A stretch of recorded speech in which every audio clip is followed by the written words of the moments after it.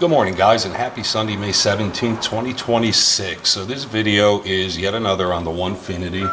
So long story short, I did some carving with a fine bit in one-line text, and I noticed that the text was wavy in the straight areas, like on a B.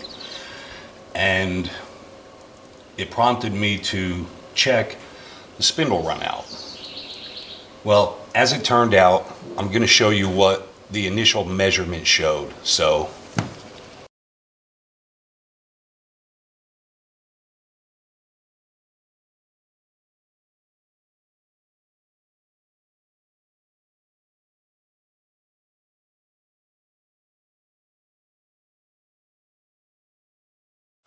after seeing that, the first thing I did was make a short video and emailed Onefinity crying about the spindle runout. And they forwarded that email to Redline. Redline got back to me. I did what they said. They said the spindle was dirty, the collet and the nut and stuff, so I cleaned it out really, really well. And I made a second video. And it was out even a little bit worse than the first video that I sent them. So long story short, one of the guys or gals, I'm not sure who, there was no name, from Onefinity sent me an email yesterday afternoon explaining that the angle of the video that I took, you could see the bottom of this pretty clearly. And they said it looked like the collet wasn't snapped into the collet nut. Never heard of such a thing. I've done lots of, I've been an auto tech for 22 years. I worked in a machine shop building race engines, and I've used this type of setup before on milling machines and so forth. And I've never had where the collet cone had to be snapped into the collet nut. So that's their design, and I must have overlooked it in the documentation. Because after I did what they said, and now this was out by a ton, as you saw in that first video. And after I did what they said, you can see that it's out by like nothing now. And I couldn't believe that that's all it was. I was thankful because the break-in procedure for this takes quite a long time. And yeah, there's actually a break-in procedure for this spindle.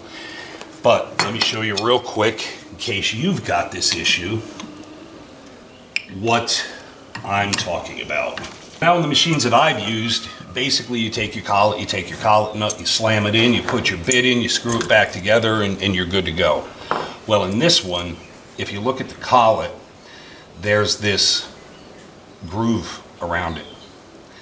And inside the nut, if you probably can't see it, but you can certainly feel it, there's a ridge down here at the bottom. And like I said, I was just flopping it in there, putting in the bit, tightening it down and moving along. Well, what you need to do is press the collet into the nut. And again, I wasn't doing that. And that's all it took to get rid of all of that atrocious runout. I don't know if you can hear that. But once it's snapped in, lines up with the bottom, or is flush with the bottom, so to speak, problem solved. The only thing is, it's a little tougher to get your bits in here when this is started on the spindle. So I recommend putting your bit in first and then tightening everything down. And then it runs true as blue. So yeah, totally my bad. Just didn't know. Made a big deal out of it, and come to find out it was my fault. So anyway, just wanted to bring this up in case somebody else has this issue, maybe save you a little bit of embarrassment like I presented upon myself. But anyway, hats off to the guys at Onefinity. I appreciate their help, and especially their keen eye noticing what the problem was without me going through all kinds of nightmares. Because guaranteed, if Redline would have replaced this spindle, I would have put it together the same way and said, oh, all these spindles are terrible.